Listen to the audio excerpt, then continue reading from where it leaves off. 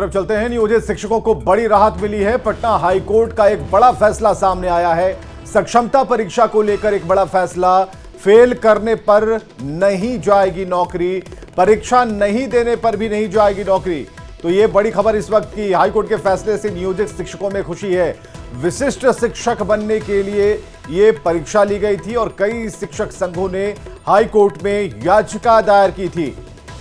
तो बड़ी खबर इस वक्त की हम आपको बता रहे हैं। नियोजित शिक्षकों को बड़ी राहत मिली है और हाईकोर्ट के फैसले से शिक्षक बेहद खुश हैं। पटना हाईकोर्ट ने फैसला सुनाया और इसमें कहा गया कि सक्षमता परीक्षा में फेल करने पर नौकरी नहीं जाएगी और इस खबर को सुनकर सभी नियोजित शिक्षक बेहद खुश हैं।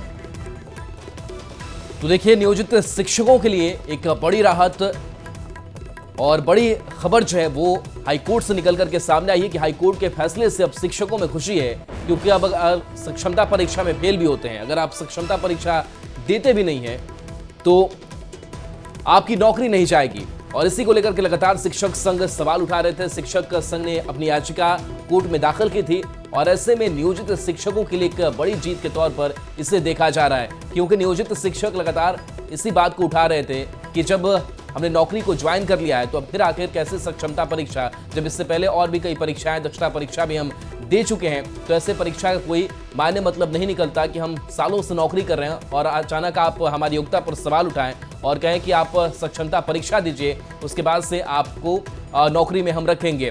तो 5 बार सक्षमता परीक्षा का मौका देने की बात तो सरकार ने कही थी, शिक्षा विभाग ने कहा था, लेकिन अब लड़ाई जो लड़ी है नियोजित शिक्षकों ने, उसका असर भी देखने को मिला है। और रशनीश हमारे साथ जुड़ गए हैं। रशनीश, जो नियोजित शिक्षक इस सक्षमता परीक्षा पर लगातार सवाल उठाते आए कि आखिर हम सालों से नौकरी कर रहे हैं तो क्यों हमें परीक्षा दे और फेल हो जाए तो आप नौकरी से निकाल देंगे, बड़ी राहत कोर्ट की तरफ से मिली है।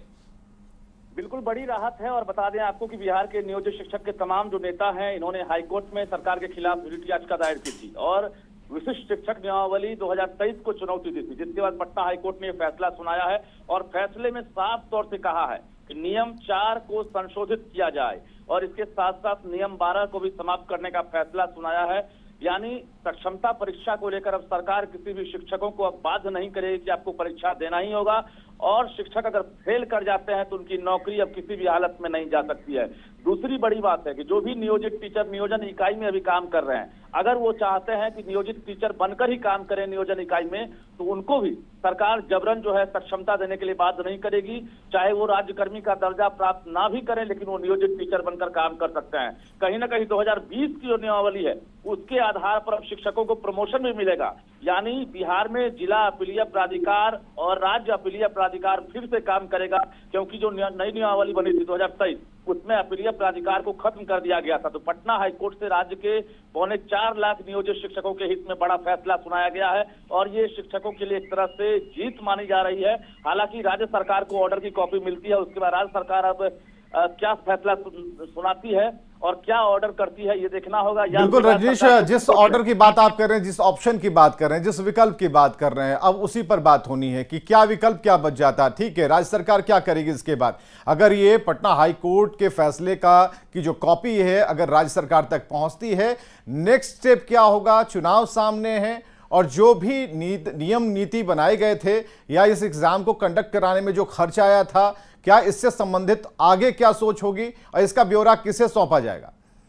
बिल्कुल विवेक, महत्वपूर्ण सवाल आपने किया है। बता दें आपको कि राज्य सरकार और बिहार विद्यालय परीक्षा समिति तैयारी में थी कि सक्षमता 2 परीक्षा भी अब ली जाए, जिसको लेकर बिहार बोर्ड ने आज प्रेस कॉन्फ्रेंस भी रखा था। लेकिन जैसे ही पटना हाईकोर्ट का फैसला आया, सक्षमता 2 परीक्षा की घोषणा नहीं हुई और प्रेस कॉन्फ्रेंस को स्थगित कर दिया।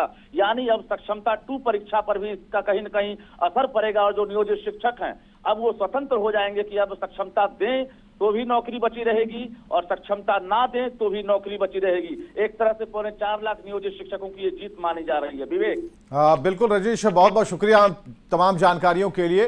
तो जो मुख्य खबर अभी रजनीश ने बताई कि सक्षमता 2 जो परीक्षा है, यानी कि दूसरी जो परीक्षा होने वाली है, उससे यहां पर राहत मिलती दिख रही है। लेकिन इस फैसले के बाद से जो चेहरों पर खुशी है, नियोजित शिक्षक बेहद खुश हैं कि चलिए बच गए, कहीं कोई दिक्कत नहीं है। लेकिन अब इस बात पर सवाल होंगे कि भाई आपने नियम बनाया, परीक्षाएं ली, उस पर खर्च किए, उस पर सेंटर्स बनाए और दो विकल्प आपने सामने रख दिए, ऑनलाइन और ऑफलाइन वाले। अब शिक्षक वहां पहुंच गए, किसी भी तरह से उन्होंने परीक्षा दी, नौकरी तो अब नहीं जाने वाली, लेकिन क्या इस पूरे खर्चे का क्या होना है?